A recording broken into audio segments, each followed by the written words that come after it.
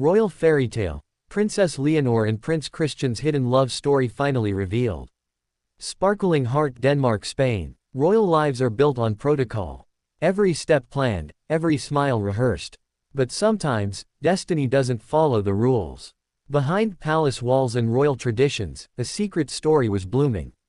A love story. Princess Leonor of Spain and Prince Christian of Denmark. Two heirs, two thrones, one secret bond that no one saw coming.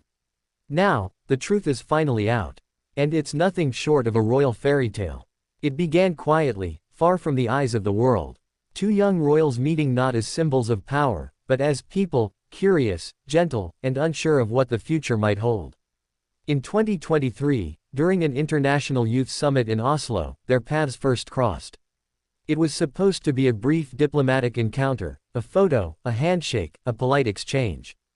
But witnesses noticed something different. A spark, a shared glance that lingered just a second too long.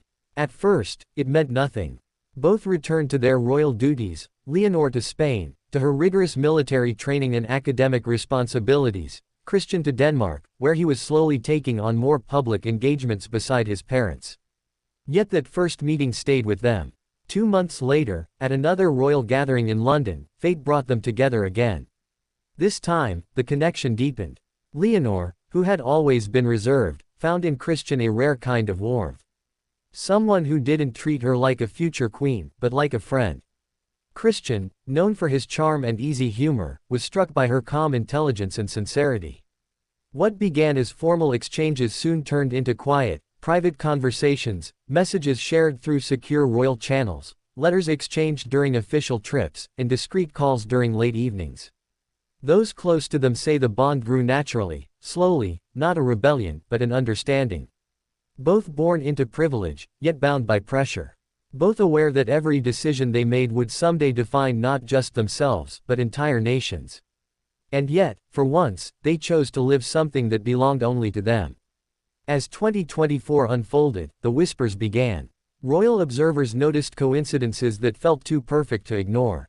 Leonor attending a cultural exhibition in Copenhagen under the pretext of a Spanish-Danish youth partnership.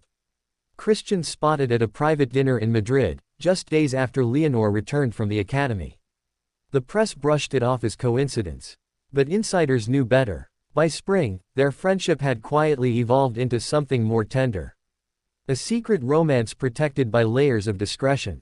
They would meet during state events, exchange subtle glances across crowded banquets, and write letters disguised as diplomatic correspondence. Only a handful of trusted aides knew the truth, and they guarded it fiercely. But secrets, especially royal ones, never stay hidden forever.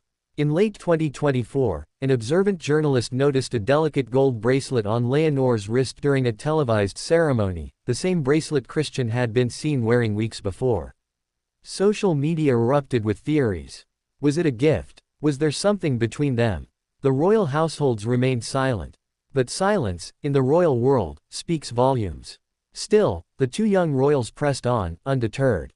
Despite the distance and the expectations, they found ways to nurture their bond. Late-night video calls, shared playlists, private letters written in both Spanish and Danish. It was, as one insider described it, the kind of love that could only exist in secret, tender, careful, but unbreakable. Leonor once confided to a close friend that Christian made her feel normal. In his company, she wasn't the heir to the Spanish throne. She was simply Leonor, a young woman discovering what it means to love and be loved in return. For Christian, Leonor was more than a royal counterpart, she was an anchor. Someone who understood the loneliness behind his crown, the expectations that shadowed every step of his life. Their love wasn't dramatic, it was patient. Built on trust, empathy, and the quiet belief that one day, they wouldn't have to hide it. But the walls around them were high. In Spain, King Felipe and Queen Letizia were protective of their daughter's image. They had watched her grow into a poised, responsible leader, and feared that a public romance might distract from her royal training.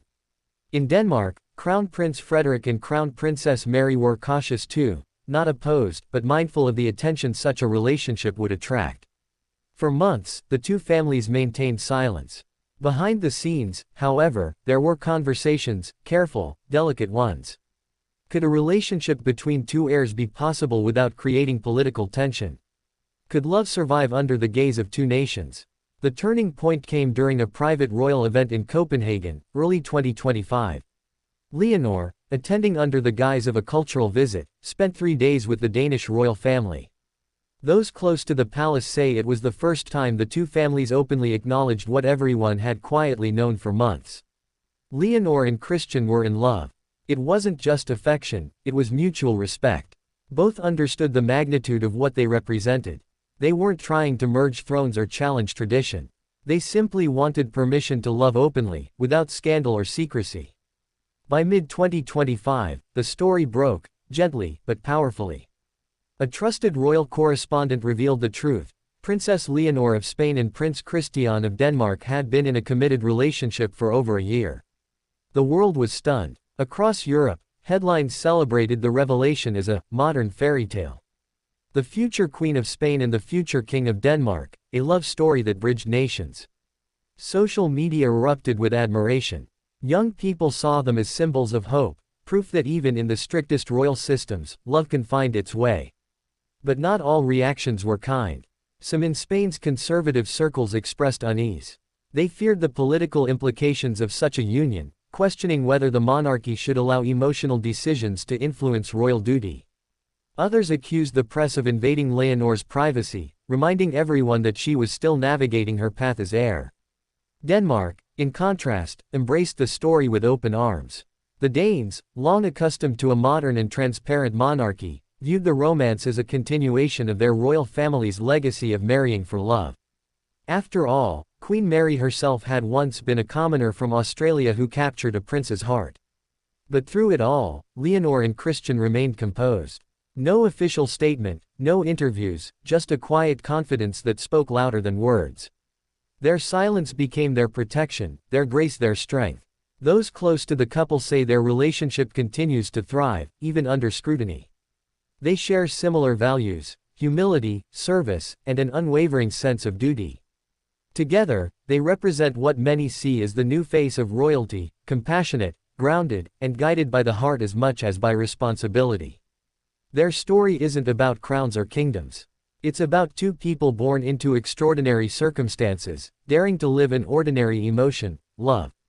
And perhaps that's why it resonates so deeply.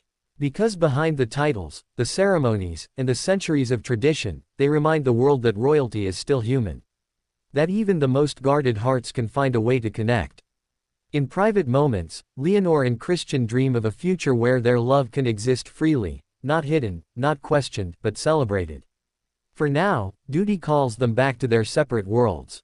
Leonor continues her royal education and public engagements in Spain, preparing for her eventual role as queen.